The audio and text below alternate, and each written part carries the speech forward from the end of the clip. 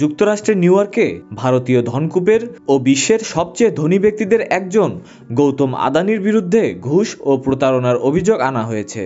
মার্কিন বিচার বিভাগ এবং মার্কিন securities and exchange commission Adani গ্রুপের প্রতিষ্ঠাতা ও চেয়ারম্যান গৌতম আদানির বিরুদ্ধে মার্কিন বিনিয়োগকারীদের প্রতারণা এবং কর্মকর্তাদের ঘুষ দেওয়ার অভিযোগ এনেছে।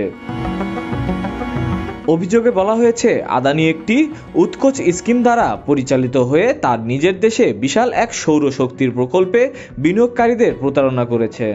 নিরাপত্তা সংক্রান্ত জালিয়াতি এবং নিরাপত্তা ও ওয়াইআর জালিয়াতির বিষয়ে ষড়যন্ত্র করার অভিযোগে ৬২ বছর বয়সী গৌতম আদানিকে অভিযুক্ত করা হয়েছে।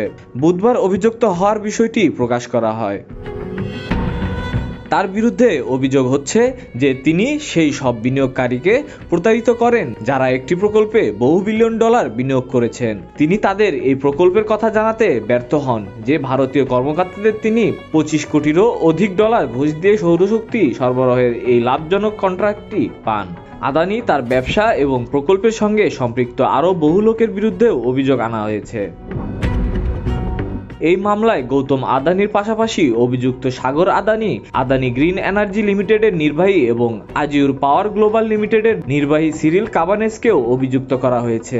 এদিকে এফবিআই সহকারী পরিচালক জেমস ডেনেহির অভিযোগ, আদানি ইচ্ছাকৃতভাবে তদন্তে বাধা দেওয়ার চেষ্টা করেছিল।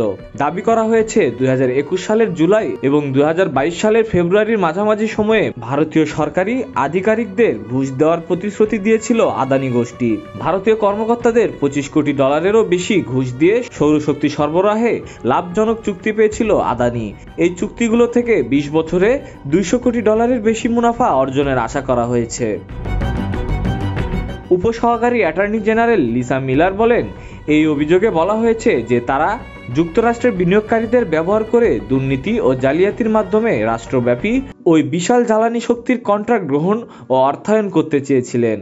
আদালতের অনলাইন রেকর্ডে আদানির পক্ষের আইনজীবীদের তালিকা প্রকাশ করা হয়নি।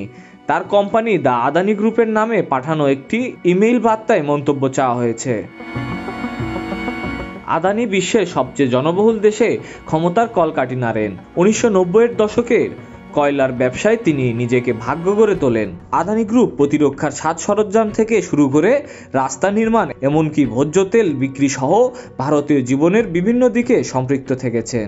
সাম্প্রতিক বছরগুলিতে আদানি নবায়নযোগ্য জ্বালানির ব্যাপারে বড় রকমের পদক্ষেপ গ্রহণ করেন, যেখানে তিনি টেকসই সমৃদ্ধির দর্শনকে তুলে ধরেন, যার প্রতিধ্বনি শোনা যায় তার এই স্লোগানে, গ্রোথ উইথ গুডনেস। এর আগে গত বছর যুক্তরাষ্ট্রভিত্তিক একটি আর্থিক গবেষণা প্রতিষ্ঠান আদানির বিরুদ্ধে এই অভিযোগ আনে যে তিনি ও তার কোম্পানি নির্লজ্জভাবে নিজ উদ্দেশ্য সাধনের জন্য স্টক ব্যবহার করেছেন এবং হিসাবে জালিয়াতি করেছেন।